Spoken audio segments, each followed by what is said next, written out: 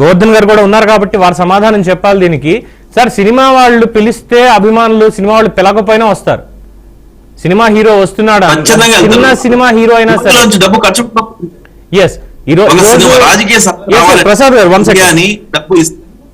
One second, Govardhan గారు దీనికి మీరే సమాధానం చెప్పాలి. మీ రాజకీయ నాయకులు గనక ప్రజల్లోకి వెళితే, మీ వెనకాల మీ కార్యకర్తలు 10 మంది 20 మంది వస్తారు తప్పితే, ఉన్న పళంగా అక్కడికి పలానా గోవర్ధన్ గారు వచ్చేసారు, బీఆర్ఎస్ నేత, ఆయన వెనకాల మొత్తం అందరూ ఇక్కడికి వచ్చేయాలి, ఆయనతో సెల్ఫీ తీసుకోవాలి, చేతులతో చప్పట్లు కొట్టేయాలంటూ 1020,000 మంది దాకా రారెవరు కూడా. అదే ఈరోజు పాన్ ఇండియా స్టార్ అయినటువంటి అల్లు అర్జున్ కావచ్చు, తారక్ కావచ్చు, ప్రభాస్ కావచ్చు, లేదు మెగాస్టార్ చిరంజీవి గారు కావచ్చు, బాలకృష్ణ గారు కావచ్చు, ఇలాంటి వాళ్ళు ఇంకా పెద్ద పెద్దలు చాలా ఉన్నాయి, ఉద్దండులు. వీళ్ళందరూ సినిమా హీరో అక్కడ కనిపించాడు అంటేనే మన హీరో వచ్చాడు, మన హీరోయిన్ వచ్చిందని చెప్పి వేలాదిగా తరలొస్తారు. మరి మీరు సమీకరించేటువంటి ప్రజలు ఉన్నారు మీ సభలకి, మీ పార్టీ కార్యకలాపాలకి, అక్కడ కూడా ఇలాంటి ఘటనలు జరిగాయి. మరి ఎవరిని అరెస్ట్ చేశారు? మిమ్మల్ని అరెస్ట్ చేయాలి అప్పుడు. మరి మీకు చట్టం ఒకటిను, సినిమా నటుల దగ్గరకు వచ్చేసరికి చట్టం ఒకటినా సార్? అందుకనే కదా ఇప్పుడు రేవంత్ రెడ్డి గారు చాలా బదనాం అయింది. ఎందుకంటే ఇప్పుడు రాజకీయ పార్టీలో మీటింగ్ జరిగినప్పుడు కూడా చనిపోవడం అట్లాంటి యాక్సిడెంట్ జరిగినప్పుడు ఆ పార్టీ సంబంధించిన కార్యకర్తలు వచ్చి ఆ పార్టీ సంబంధించిన కార్యకర్తలకు సాయం చేయడం, వాళ్ళని ఆదుకోవడం అట్లాంటివి జరుగుతాయి. ఒక రకంగా అల్లు అర్జున్ గారు కూడా ఆయన వచ్చిన ఇన్సిడెంట్ జరిగినప్పుడు వాళ్ళ ఇంటికి వెళ్ళి నాగబాబు గారు కానీ మిగతా వాళ్ళు గారు పోయి వాళ్ళకు సహాయం కూడా అందించిన పరిస్థితి. అట్లాంటి పరిస్థితుల్లో కూడా అనవసరంగా పోలీసు వాళ్ళని, ప్రభుత్వం ఉండి ఇంత స్టార్ హీరోని కూడా పోలీసు నుంచి అరెస్ట్ చేసే వారికే ప్రజల్లో ఈ వ్యతిరేకత వచ్చింది. దాంతో పాటు ఒక రకంగా అనిపించింది ఏంటంటే ఆయన మనసులో ఏదో పెట్టుకొని కక్ష సాధింపుగా చేసినట్టుగా ఉన్నట్టుగా ప్రజల్లో ఆ వ్యతిరేకత వచ్చింది. దానికే హైకోర్టు స్పందించడం, హైకోర్టు బెయిల్ ఇవ్వడం అనేది ఇంకా ఈ ప్రభుత్వానికి, పోలీసుల అరాచకానికి, ఈ ప్రభుత్వం అరాచకానికి, ఈ అరాచక ప్రభుత్వం అనే గుర్తుపడే స్థితిగా ఈ స్థితి వచ్చింది. కాబట్టి రేవంత్ రెడ్డి గారు అన్ని రంగాల్లో ఫెయిల్ అయ్యారు.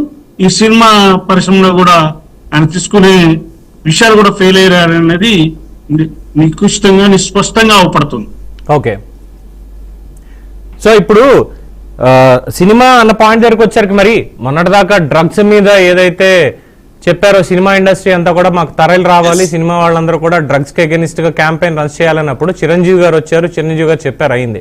కరెక్ట్ గా ఈ సినిమా రిలీజ్ కి ముందు ప్రభుత్వం ఎప్పుడో అడిగింది కాబట్టి ఎస్ నేను ఇప్పుడు చెయ్యాలి అన్నటువంటి ఒక ఉదంతం తీసుకొని తనకే క్యాంపెయిన్ రన్ చేశాడు కదా. ప్రభుత్వానికి అనుకూలంగా ఈ డ్రగ్స్ ఎవరు వాడడానికి వీల్లేదు అంటూ ఒక వీడియో రిలీజ్ చేశాడు కదా అల్లు అర్జున్. దానికి కూడా మరి ముఖ్యమంత్రి రేవంత్ రెడ్డి గారు నేను స్వాగతిస్తున్నాను అన్నారు కదా.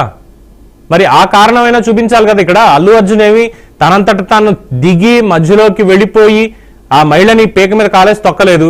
పోనీ పక్కనున్నటువంటి అభిమానులతోటి చెప్పి అరే మీరు ఇక్కడ రండి, వచ్చి అక్కడ తొక్కేయండి అని తనేం చెప్పలేదు.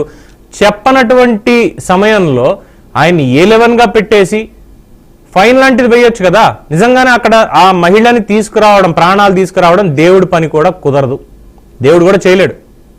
ఇప్పుడు ఆ కోమాలో ఉన్నటువంటి కుర్రాడి పరిస్థితికి మొత్తం టీం అంతా, ఇవాళ ప్రొడ్యూసర్ బన్నీ వాస్ వెళ్ళారు, వెళ్ళి తన పరిస్థితి ఏంటో కనుక్కున్నారు. ఇంకా మెరుగైన చికిత్స కావాలంటే అవసరమైతే విదేశాలకి పంపించైనా సరే తనని మళ్ళీ పూర్తి స్థాయి హెల్త్ రికవరీ చేసి తీసుకొస్తామని చెప్పి స్పష్టం చేశారు ఆయన. మరి వాళ్ళ కన్సర్న్ ఉంది కదా, కన్సర్న్ లేదు అని ఏ రకంగా స్టేట్మెంట్ ఇస్తారు? నిజమే, పొరపాటు జరిగింది, జరిగి ఉండకూడదు, ఇదేం కొత్త కాదే, మరి దాన్ని ఎందుకు కన్సిడర్ చేయలేదంటారు? అందుకనే కదండి ఇప్పుడు ప్రభుత్వం చేస్తున్న విధి విధానాల వల్లనే ఇప్పుడు ఈ వ్యతిరేకత వస్తుంది.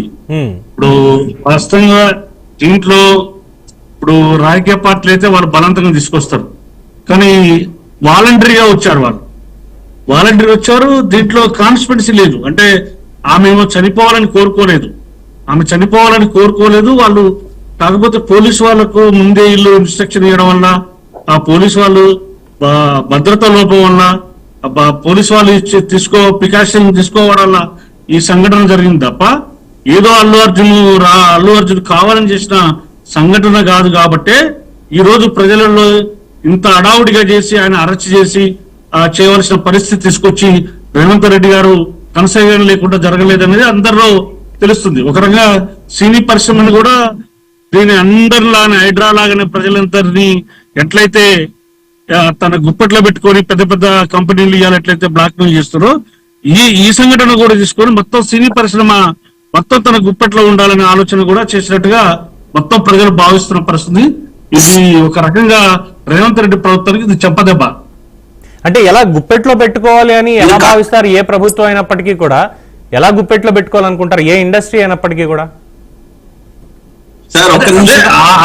దుర్బుద్ధి ఇప్పుడు ప్రజల్లో వ్యతిరేకత వస్తుంది, అభిమానుల్లో వ్యతిరేకత వస్తుంది, సామాన్య ప్రజలలో వ్యతిరేకత వస్తుంది, సినీ పరిశ్రమలో కూడా వ్యతిరేకత వస్తుంది. ఓకే, ప్రసాద్ గారు మీరే చెప్తున్నారు. వారు కాంగ్రెస్ పార్టీ అయ్యింది కూడా కాంగ్రెస్ పార్టీ మనుషులేనా వ్యక్తి గారు? గోవర్ధన్ గారు బీఆర్ఎస్ కాంగ్రెస్ పార్టీ నుంచి మనకి నగేష్ గారు జాయిన్ అయ్యారు. నగేష్ గారు నమస్కారం. ప్రసాద్ గారు ప్లీజ్. గోవర్ధన్ గారు ఏం పేరండి కాంగ్రెస్ పార్టీ తరఫున? కాంగ్రెస్ నుంచి నగేష్ గారు వచ్చారు, తర్వాత బ్రేక్ తర్వాత మాట్లాడతారు. సో మీరు నేను అదే నాగేష్ గారితోనే